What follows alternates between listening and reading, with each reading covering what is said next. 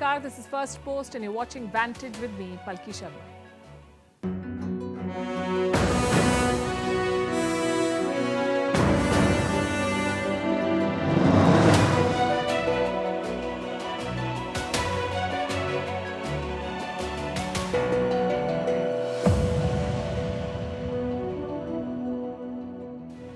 It's an action-packed Tuesday. We are starting with the story of drones. They're everywhere in the war in Ukraine. Russia has a new weapon in its arsenal. It's called the boomerang drone. And Moscow is presenting it as a game changer. The Ukrainians too are looking at drones to change the tide of this conflict, and they want cluster bombs from the Americans. We'll talk about what is being used and why these new age weapons are being used in this war. Also why the rest of the world is looking to replenish its drone supplies, its drone stocks. Which are the biggest players? How big is this market? We'll discuss all of that on the show. We're also looking at China. The president has picked his new team. Who are the top 7 men? What is Xi Jinping's core team now? And what is their priority? We'll discuss all of that. Meanwhile, Germany and Poland are at odds. The latest flashpoint is Ukraine. And here's something that you probably already knew, but the United Nations chief has said this now. Gender equality is just 300 years away. Happy Women's Day, we say in advance. We'll talk about all these stories. The headlines first. North Korea's war threat to the US. Kim Jong-un's sister, Kim Yo-jong, says that if America shoots down its test missiles, it will be a declaration of war. The warning comes as US and South Korea scale up their military drills after a record number of missile tests by Pyongyang. Israeli warplanes struck the Aleppo airport before dawn. This is a claim by the Syrian Defense Ministry. The attack reportedly caused major damage to the airport and halted flights to and from Syria's second largest city. Bankrupt Sri Lanka moves a step closer to securing an IMF bailout. President Ranil Wickremesinghe says China has agreed to restructure its loans finally. China is the island nation's largest bilateral creditor. U.S. Defense Secretary Lloyd Austin is in Iraq on an unannounced visit. The trip comes just 2 weeks before the 20th anniversary of the U.S.-led invasion that toppled Saddam Hussein. And a big blow to Japan's space agency. Its second attempt to launch the next-generation H-3 rocket fails after liftoff. The spacecraft was forced to self-destruct. We start with Ukraine and how the war is shifting. Russia is on the verge of scoring a major win. Ukraine is striking deep into Russian territory. Russia has introduced a new weapon, the boomerang drone. Ukraine wants America to give it cluster bombs. In the next few minutes, we'll break down the shift. We'll look at the new state-of-the-art weapons that are changing the game. Starting with a battle for Bakhmut.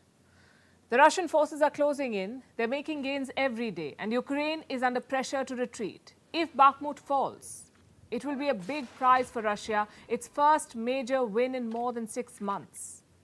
How is it happening? Russia has changed its strategy. Instead of sweeping offensives, it is now taking a more targeted approach.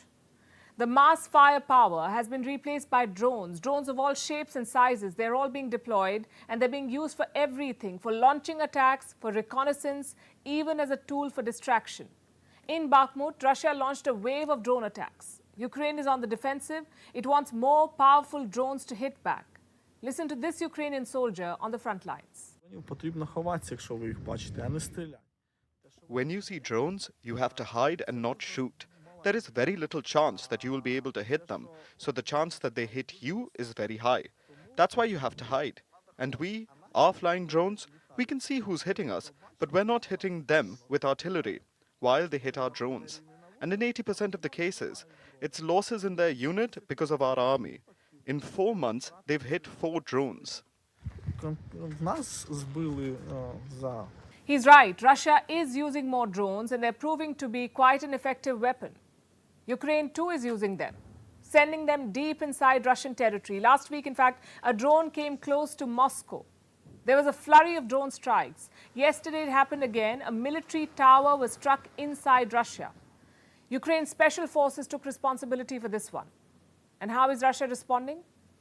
With an all-new weapon being introduced to this war. It is called the boomerang drone. Take a look at this. This video was released by the Russian Defense Ministry. It shows the boomerang drone. It's small, it has 4 propellers, 4 small motors, a big battery, and a special magazine filled with explosives. These drones belong to a special category. They're called the kamikaze drones. They're basically suicide weapons. We've told you about this before. These drones are packed with explosives. They fly into enemy territory and then they explode. Usually 2 soldiers operate one drone. One of them controls it, the other navigates it. The Russian military video shows the operator wearing what look like VR glasses. VR, as you would know, is virtual reality. The operator is wearing VR glasses. Russia says it has deployed this technology, virtual reality, with the drone. How does it help? It is used to detect and destroy the target. So the first soldier operates the drone with a VR headset. The second one plays the role of an assistant. He tracks the drone's flight path and guides the operator. Now, the biggest advantage of this weapon is its speed. Russia says this drone can fly at 170 kilometers per hour. The second benefit is its battery life. It can stay in the air for 3 hours. And since it is so small, it can escape radars. So Russia's strategy is clear. It has made a tactical shift from relying on bigger weapons to deploying more drones. And the boomerang is just one example. We mentioned the Iranian drones. Tehran supplied Moscow with this drone, the Shahid 136. This too is a suicide drone. It loiters in the air and takes out targets on the ground. The drone chips too. They enable navigation. Russia has been weaponizing commercial drones as well. Those that are readily available in the market, Russian forces fit bombs on them. But these drones stay in the air for just 45 minutes. So that's a drawback. And that is Russia's drone arsenal. What about Ukraine? Ukraine too is sending drones, using drones, and it wants more of them. Yesterday, Ukraine carried out an operation deep inside Russian territory. It was done by Ukraine's special forces. The target was a military watchtower. It was inside Russia's Bryansk region. Now, it's not clear when this happened, but Ukraine has released a video, a Hollywood-style film.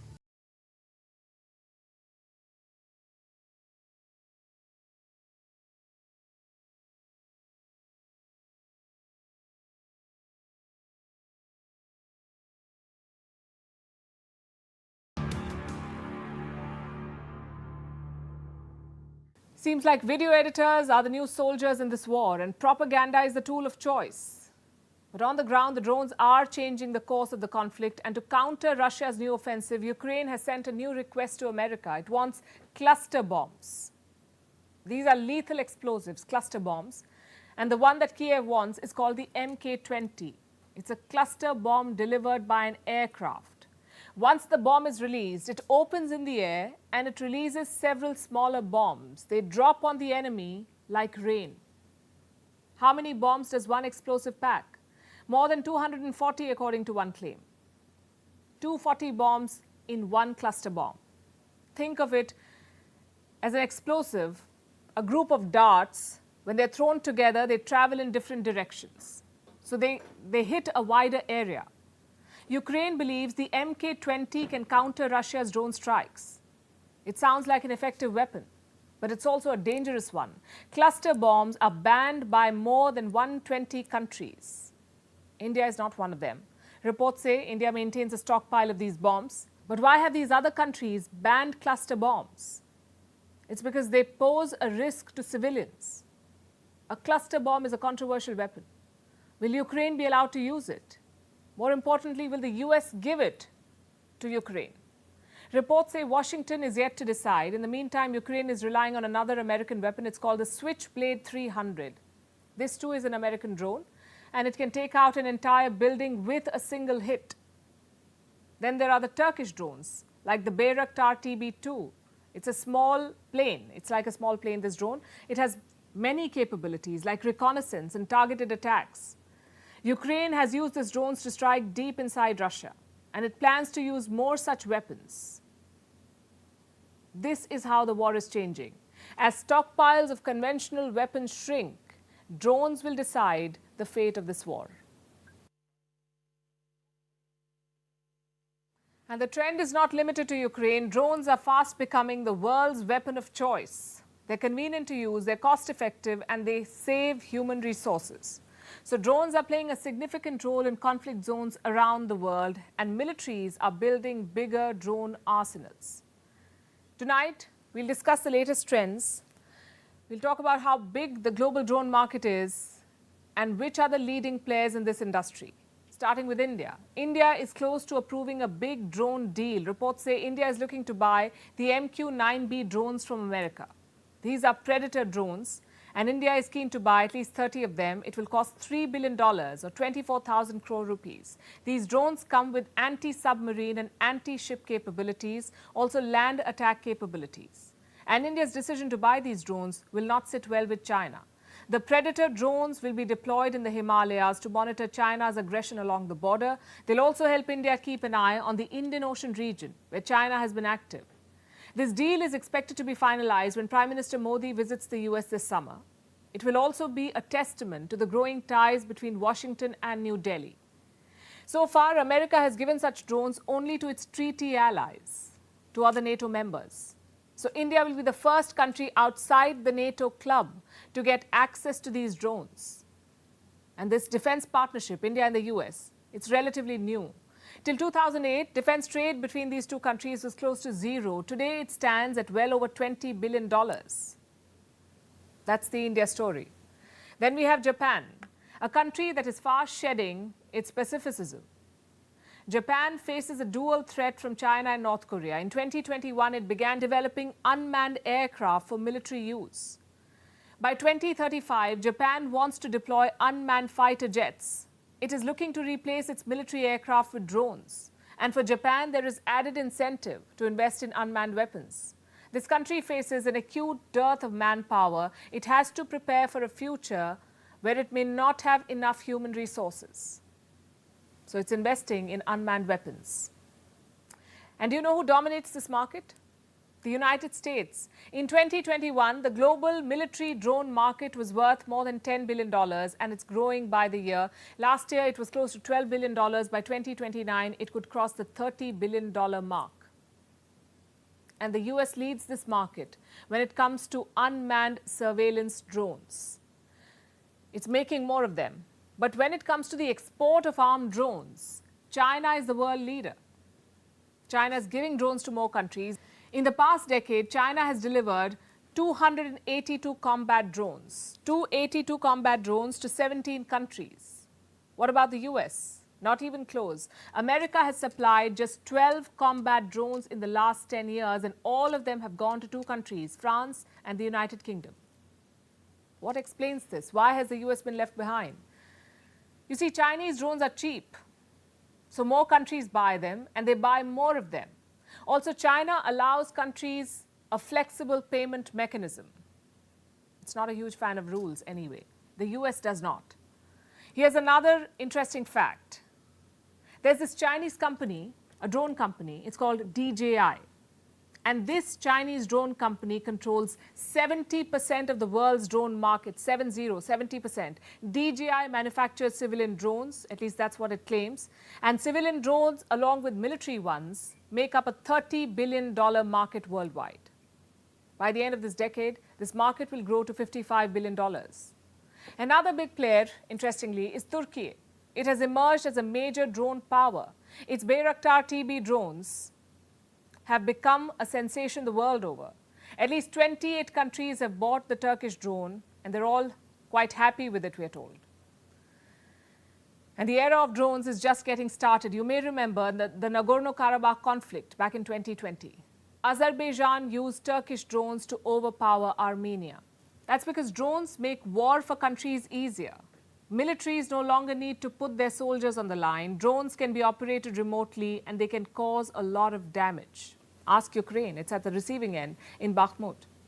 Also, drones are relatively cheap. In the near future, UAVs, unmanned aerial vehicles, could do pretty much all that a fighter jet does. Reconnaissance, surveillance, attack. And another thing I must point out, the West doesn't have a stranglehold over the drone market. There are countries like China, Turkey, and even Iran. All of them have become robust manufacturers of drones, and they're making sure more countries have access to this technology. The West won't have much of a say on who gets which weapons. And that, we say, is a major shift.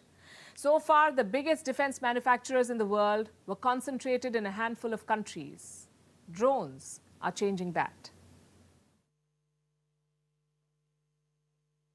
And talking about wars, China seems to be gearing up for one. It's not what you think.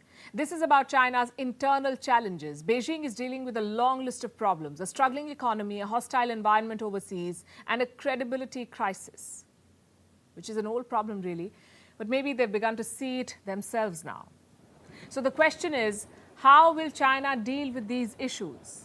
Xi Jinping is doing what bad managers do. You don't take blame for the problems. You don't give freedom to your team to fix the problems. You just change the team. That's what the Chinese president is doing, appointing a new team. And this is a group of trusted lieutenants, needless to say, all men. I mean, look at their CCP meetings and tell me if you can spot a woman. But that's a discussion for another day, perhaps.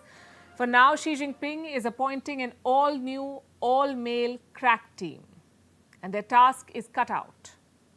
We'll start with the number 2, the position of the premier, the second most powerful man in China after Xi Jinping. Currently, it's Li Keqiang. And now he's making way for another Li Qiang. He'll be the new premier of China. Li Qiang has known Xi Jinping for almost 2 decades. They worked together before. This was in the province of Zhejiang. Xi Jinping served as the party boss there. And when he took the top job as Chinese president, he made Li Qiang the governor of Zhejiang. His last assignment was in Shanghai. Li Qiang was the Communist Party chief there in Shanghai. He oversaw last year's draconian lockdown. 25 million people were locked up in their homes for 2 months in Shanghai. There was a major backlash, an angry backlash against this policy. But it seems to have won him more brownie points in Beijing. After all, he's getting a promotion now. Li will be the new premier of China. His key responsibility will be to manage the Chinese economy and, if possible, to revive it. It won't be easy. We wish him luck. Next on the team is Zhao Leji. He will be the number 3. His role, China's chief lawmaker. The responsibilities include turning Xi Jinping's political vision into specific laws. Then we have Wang Huning. He will oversee 2 areas: ethnic and religious affairs and Taiwan. Ding Xuxiang is the new executive vice premier of China. He was Xi Jinping's chief of staff. He will have oversight over government affairs and he'll implement economic and industrial policy. He Leifang will be serving as the vice premier. He will oversee economic, finance and trade policies. General He Weidong will be the military man in Xi Jinping's team. He's set to serve as a state councillor. He used to lead the PLA's Eastern Theatre Command, the one that is the closest to Taiwan, and that explains his presence in the top 7. In fact, there's a special emphasis on Taiwan in this reshuffle. Xi Jinping's new foreign minister made that clear today. His name is Qin Gang. He was in New Delhi a few days back. You might remember that. Today he's in Beijing. Qin did a press conference. When asked about Taiwan, guess how he responded? He pulled out a copy of the Constitution of China and tried to prove that Taiwan belongs to Beijing. To answer your question, let me first quote 2 sentences from the preamble of the Constitution of the People's Republic of China. Taiwan is a part of the sacred territory of the People's Republic of China. It is the sacred duty of all the Chinese people, including our fellow Chinese in Taiwan, to achieve the great reunification of the motherland. Qin is conveying a clear message here. China's muscular foreign policy is set to continue, and Xi is leading from the front, in taking on America at least. The Chinese president said that Washington is trying to suppress Beijing. Allow me to quote from what he said. And this is Xi Jinping. He says, Western countries led by the US have implemented all-round containment, encirclement and suppression against us, bringing unprecedentedly severe challenges to our country's development. That's what he said, the Chinese president. He's playing the victim here, but he's not the victim. His appointments convey what many already know. The Chinese president today is stronger than ever before. There are no potential successors in his inner circle. In fact, this is a group of yes men. Their positions are tied to their loyalty to Xi Jinping. They will not challenge him. Xi Jinping's epic power grab is now complete. In Europe, the union remains in disunion. This time it's Germany and Poland. They're at odds over the war in Ukraine. They can't agree on how much military aid should be given. Clearly, Europe has bitten off more than it can chew here. Poland says Germany is slowing them down. It has a long list of complaints against Germany. They're fighting over missiles, tanks, and spare parts. It all began when the West decided to give tanks to Ukraine. Initially, Germany was reluctant, but it came around. Berlin, with other European partners, agreed to transfer more than 100 tanks to Kiev. The announcement was made in January. Last we checked, Germany is yet to make the transfer. And now Poland says Germany's support is half-hearted because tanks will not be enough. Poland says Germany should also share spare parts with Ukraine. This is basically about the Leopard tank. Both Germany and Poland are sharing these tanks with Ukraine, but some of these tanks are old, so they might need spare parts. Poland says spare parts are necessary. Without the parts, the tanks will be of limited use to Kiev. And now the Polish president has spoken out. Listen to what Andrzej Duda said last week, and I'm quoting. The main responsibility rests with the Federal Republic of Germany, the main producer of those tanks. We've been urging the German side for so long to join the tank coalition and not only deliver the tanks, but also the spare parts. Last month, Poland delivered 4 tanks to Ukraine. It was the first set of deliveries. The Polish Prime Minister himself went to Ukraine for a photo op. Dear soldiers, we brought the first 4 Leopards from Poland in order for you to chase away the Russian aggressor as soon as possible. Thank you for your bravery. Poland came out ahead. It gave the Leopard tanks, but they came with the same problem. They're old and they're no longer in production. So finding parts is going to be difficult. And this could further affect ties. You see, Poland and Germany are neighbors, and they don't get along on a host of issues. The tensions erupted last year when Poland demanded compensation from Germany. Compensation for what? Damages caused in the Second World War. Do you know how much money Poland is asking for? $1.3 trillion. Last year, Polish lawmakers started a campaign. They want wartime damages and reparations from Germany. Warsaw says the invasion by Nazi Germany led to losses worth over $1 trillion. Berlin promptly rejected that demand, but Poland's ruling party is in no mood to give up. In truth, Germany has never paid for the crimes it committed against Poland. We know that the road will be long and difficult. We don't expect successes soon. I've already heard a very important German politician say that no German government will accept it. But they did not.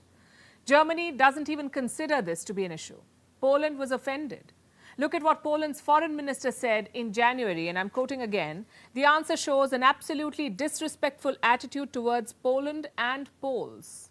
Germany does not pursue a friendly policy towards Poland. It wants to build its sphere of influence here and treats Poland as a vassal state.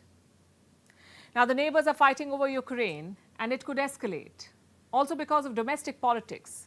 Poland goes to polls in October this year. And in Poland, the public sentiment is against Germany. Lawmakers are capitalizing on that.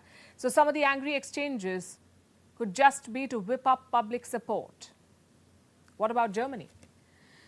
What does Berlin say in its defense? Last month, the German defense minister spoke out. He attacked Warsaw.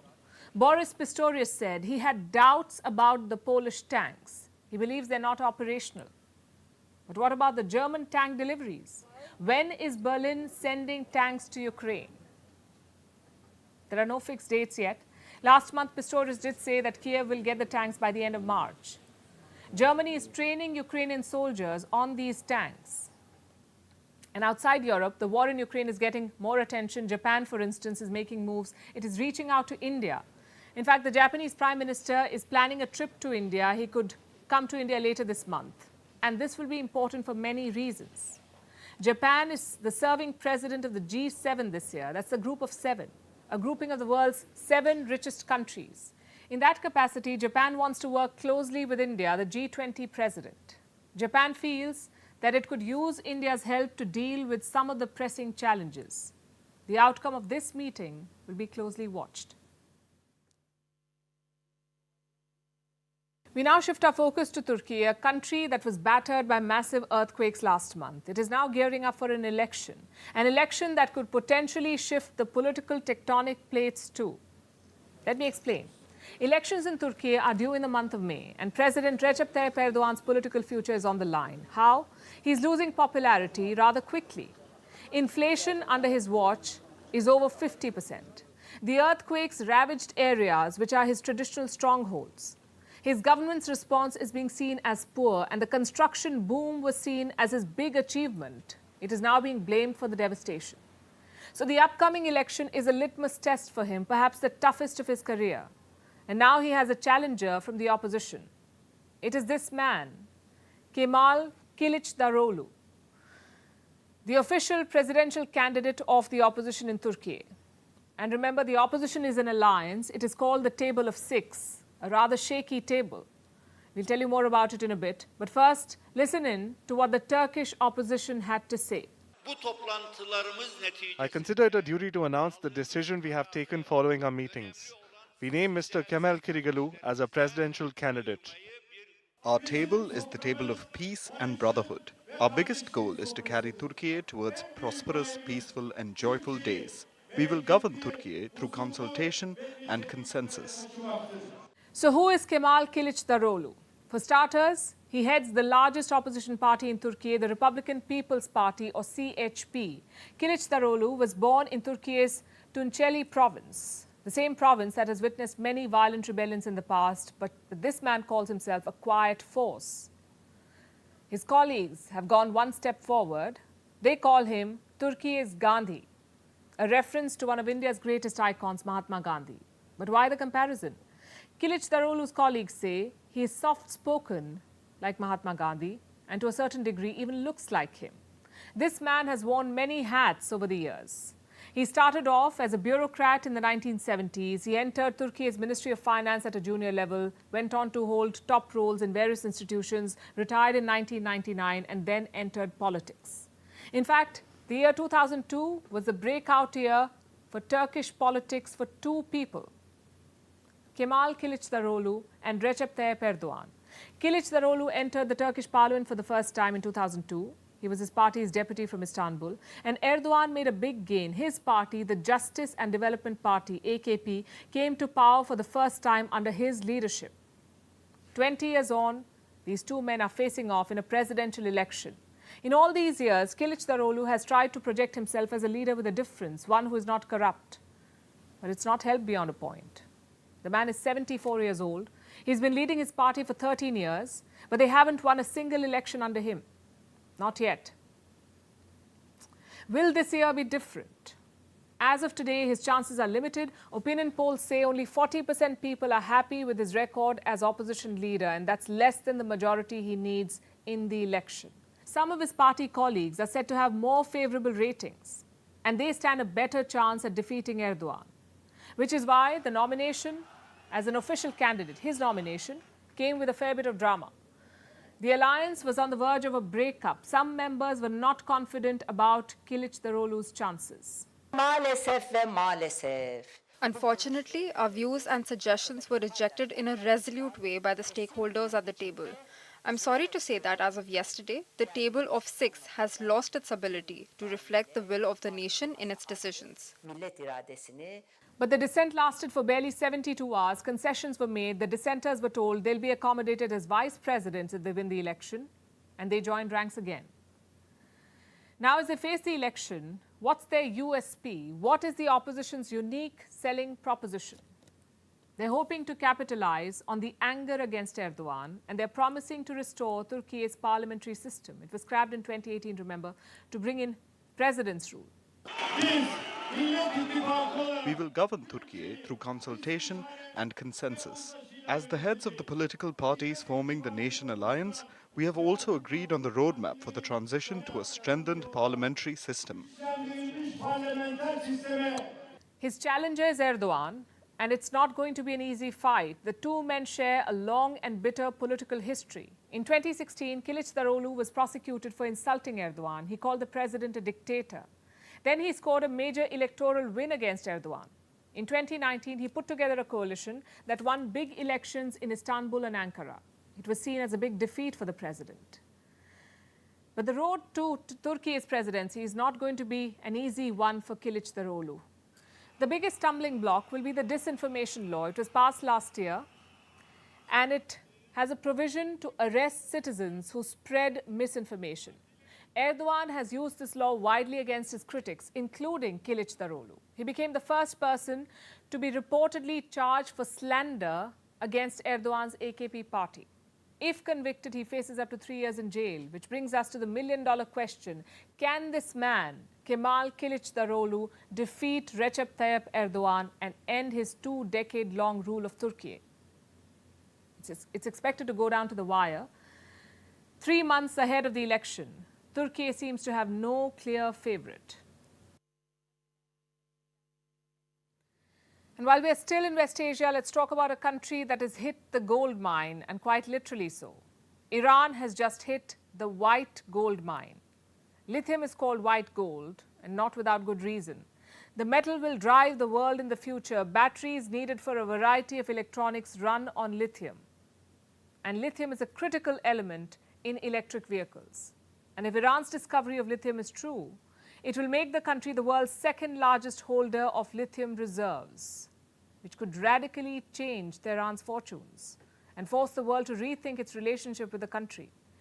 This is the same Iran that is amongst the most sanctioned countries in the world. Lithium could be its way out.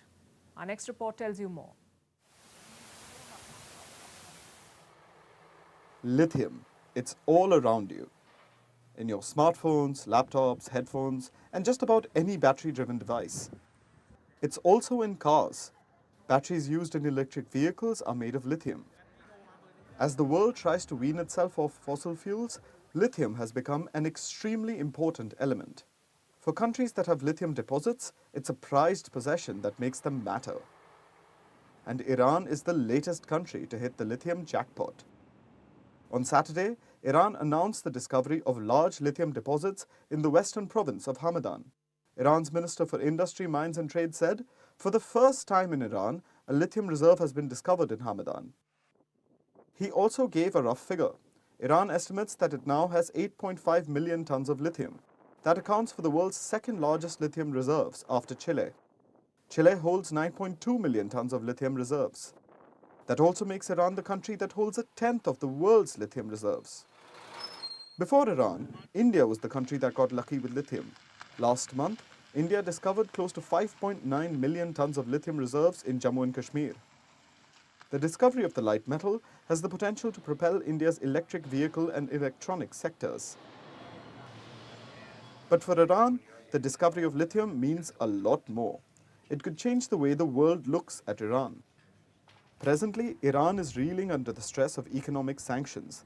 Its economy is in a bad shape, its currency even worse. The rial has lost 30% of its value against the US dollar in the last 2 months.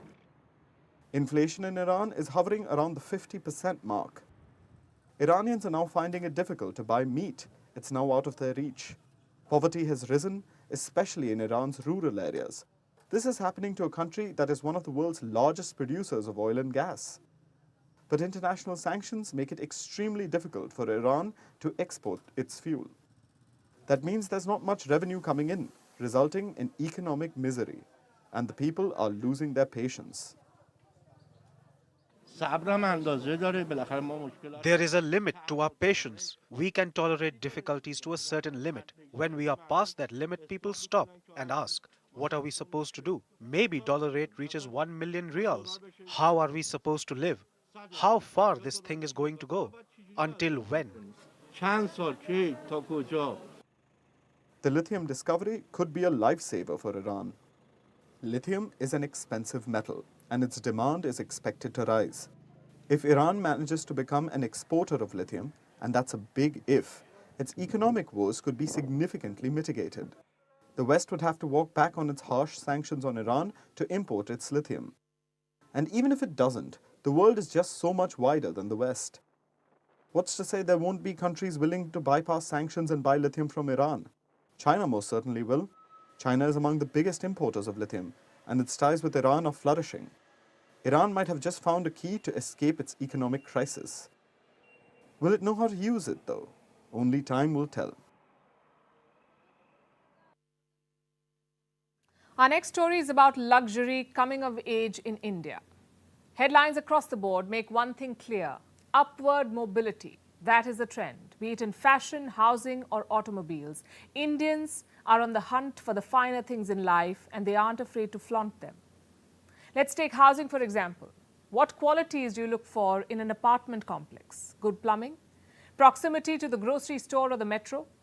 For some, the priorities are slightly different. They want an apartment complex with a heated pool and spas, even concierge services. And the eagerness to own luxury homes in India is more than you may believe. In fact, the market is seeing a fresh boom after years. What are these luxury homes we're talking about? In property development language, they are spacey, high-price apartments. They come with deluxe add-ons. Apart from the ones we already mentioned, they can include facilities like multi-level parking and large green open spaces with landscape gardens, even amphitheaters and sky deck lobbies. Indian builders are now offering $3 million apartments. Some are offering $20 million homes. Instead of people vetting the houses, builders are vetting their clients. They're showing apartments to a select few by invitation. $1 billion residential projects are sold out in 72 hours in India. People are queuing up at home booking centers. Others are willing to pay extremely high prices for homes in areas where other properties go at a much lower price. There's a mad rush. And if this is not proof of a revival in luxury housing, we have some numbers. A record 65,700 luxury units were sold in 2022. And this is 3 times the previous year. Cities like Mumbai, New Delhi and Hyderabad led the sales, and luxury home sales accounted for 17% of all housing launches last year, which was a 5-year high. But houses are not the only luxury goods that are selling like hotcakes. Mercedes sold a record number of high-end cars in India last year. 2 months into 2023, Lamborghini cars are already sold out in India, and Audi expects record luxury car sales too. India has toppled France to become the largest Scotch whisky market in the world. Last year, 53% of ultra-wealthy individuals splurged on luxury handbags in India. This is up from 9% in 2020. New India is living the bling life, mostly thanks to its 8 lakh millionaires. And their number could increase to 1.4 million by 2026. Compare this with the data from 2021 and you'll see the growth, a 77% growth. The third highest growth after Malaysia and China. India is the third highest after Malaysia and China, and ahead of Asian countries and regions like Japan, Hong Kong and Thailand, among others. India is rising, and so are the incomes of its citizens. There's also a growing number of upstarts or the newly rich, and they're looking for a lifestyle upgrade. This especially after the pandemic, which kept them confined indoors and also dampened sentiment with an economic slowdown. Now, the luxury market is not just selling houses, shoes, bags and liquor. It's creating its own society of the most influential. It is selling an aspirational lifestyle. But for some, aspiration is all there will ever be. The gold rush of luxury belongs to the upper crust of India, the richest 1%. They own over 40% of India's total wealth. The world is their oyster, while most Indians cannot afford one. The irony is that the country's poor and middle class are taxed more than the rich. Approximately 64% of the total GST, goods and services tax, 64% came from the bottom 50% of the population of India. Only 4% of GST came from the top 10% population. So while India is crawling with millionaires, 1.4 billion people have a per capita income of $2,300. And for the 5-year high luxury housing sales we saw last year, the sale of affordable homes has halved. Meanwhile, in France, people are out on the streets again. Fiery barricades have been set up. Cities are coming to a standstill. Riot police are facing off against a wall of protesters. And no, this is not a prelude to civil war. It's another strike over President Emmanuel Macron's pension reform. The reform will raise France's retirement age from 62 to 64, and people will have to work for 43 years to get complete pension benefits. The French don't want to work. Macron says this reform is required to keep pensions in France financially viable. But the French people are not happy. It's the biggest strike since January 31st, when about 500,000 people turned up to protest. And this time, protesters have vowed to bring the country to its knees. Polls say about 2/3 of the French people support these strikes. And time is running out to stop the reform. Here's more.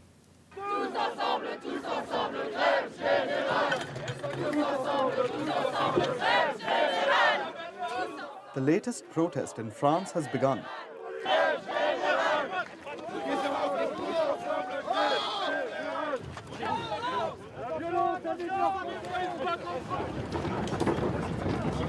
Roads have been blocked and barricaded.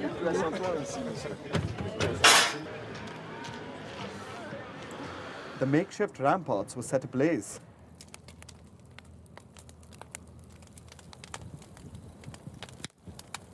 This was to delay a cleanup by the authorities. Fuel deliveries from refineries across France have been blocked. Garbage collectors, utility workers and train drivers have staged walk-offs. So have about 60% of school teachers, forcing schools to shut. Transportation workers have blockaded bus depots to halt services. They want to escalate the costs faced by the government.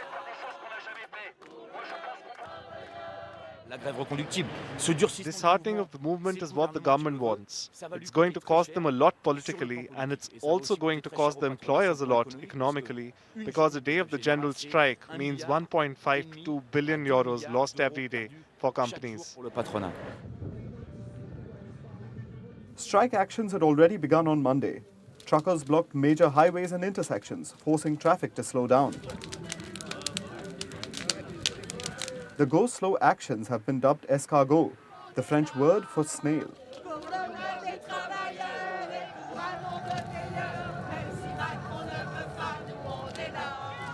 This is the sixth big strike since the turn of the year.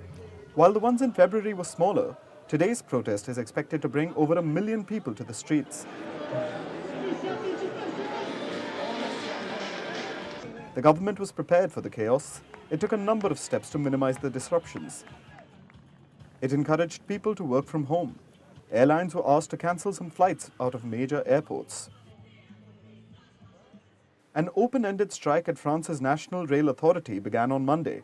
Only 1 in 5 regional and high-speed trains are expected to run.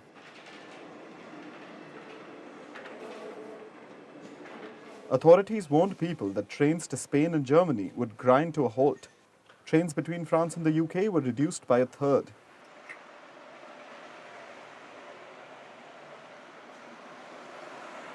Despite the widespread effects these strikes will have on people, polls say a majority of the French support the actions.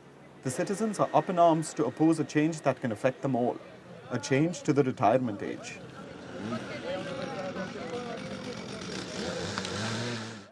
French President Emmanuel Macron wants to raise France's retirement age from 62 to 64. And to receive full pension benefits, people will need to work for 43 years. Simple math tells us this means only those who start working at 21 can actually retire at 64, that too without breaks. Those who go for higher studies, or women who take a break to have and raise children, usually have to work longer anyway. Opponents of the pension reform say it will add to the burdens of those already struggling. Macron says the reforms are imperative. If things don't change, deficits are predicted in France's pension system over the next 25 years. Supporters also argue that neighboring countries have raised retirement ages as life expectancy has increased. Italy, Germany and Spain have moved towards raising the official retirement age to 67. In the UK, it's currently 66. Macron's reform is also seen as a step in keeping the French economy globally competitive. But according to polls, supporters of his plan account for only about 32% of the population. The rest of the country is against him and taking to the streets.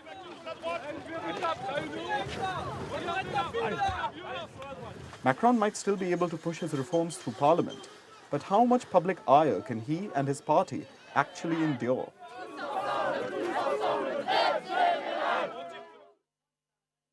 Before we begin our last story today, I want to wish you a happy Women's Day in advance. But fair warning, this story may dampen said happiness. And we think it should. After all, we'll be talking about gender equality. It's obvious that we haven't achieved it yet. In fact, we probably won't achieve it for hundreds of years. And we aren't the only ones saying this. Gender equality is growing more distant.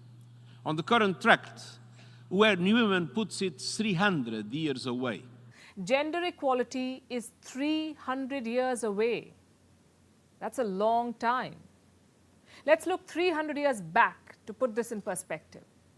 It was pre-industrial revolution. The French Revolution was still making waves. The Ottoman Empire was still a thing. And so was slave trade across the Atlantic. Why do we need so much time to reach equality? Because decades of advances on women's rights are being turned back. And we don't have to look too far in history to find examples of this. Let's look at Afghanistan. We'll quote Guterres in saying that women and girls have been erased from public life. The Taliban regime has barred them from universities. They've invalidated divorces. Women who remarried are now considered adulterers. So they're on the run. In other countries, the reproductive rights that women fought for are being rolled back. Just look at the United States. The nationwide right to abortion no longer exists in that country. And you already know what's happening in Iran. It is brutally cracking down on anti-hijab protesters. Not only this, women are usually the first and the worst to be affected by conflict. The war in Ukraine is the most recent example. Only a week after the war began last year, Ukrainian foreign minister alleged numerous cases of women being raped by soldiers. And these are severe cases of inequality. Just look at your classrooms, workplace, or homes for everyday examples. The sheer discrimination will stare back at you. And if these crises weren't enough, the pandemic made things worse. It wasn't just a public health or economic crisis, it was also a crisis of discrimination. It forced millions of girls out of school and mothers out of the global workforce. About 48 million women and girls were pushed into extreme poverty. This, in addition with closed schools, meant more girl-child marriages. Globally, 13 million more child marriages are projected to take place by 2030. 13 million. There was an over 30% surge in cases of violence against women by intimate partners. And of course, unpaid work during the pandemic. It kept the world running. 70% of it was done by women. Last year, women earned an average of 82% of what men earned. I could go on, but you get the idea. So let's talk about the dreaded P word, patriarchy. The word has clearly lost its meaning. We blame the overuse. So we can avoid it all we want to, but it's hard at work all over the world. Maybe it's time we interrogated what patriarchy means for us. Women make up half the world. This means if women aren't involved, the world also functions at half its potential. Eliminating gender disparities is not just the right thing to do, it also goes hand in hand with financial stability. It can stimulate economic growth, boost private and public sector performance. Empowering women is smart economics. It could add $12 trillion to global growth. Let me repeat that figure. Empowering women could add $12 trillion to global growth. So what are the priorities ahead? We will reiterate something you already know: better access to healthcare and education, additional steps to support women's return to the labor force, sector-specific training, further improvements in the quality of childcare.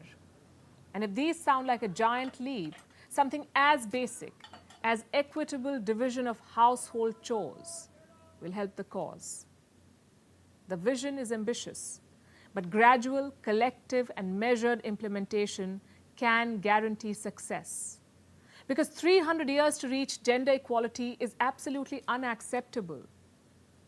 We again quote Guterres in saying, "The patriarchy is fighting back, but so are we." And finally, it's time for Vantage Shots, images that tell the story. Holi, the festival of colors, is upon us. It marks the arrival of spring and the end of winter. Celebrations have kicked off in various parts of India and Nepal. In Thailand, 100,000 candles were lit at a Thai temple. It was to honor the Buddha on Maka Bucha Day. In the US, California is receiving twice the amount of snow it usually gets. In Finland, bright and colorful northern lights lit up the sky. And finally, Barbie is celebrating the International Women's Day. The doll is no longer white, petite, and a damsel in distress waiting for Ken. She's now black, body positive, and a space scientist. Even if it's a marketing stunt, it's worth mentioning, we say. Leaving you with these visuals. Thanks for watching. We'll see you tomorrow.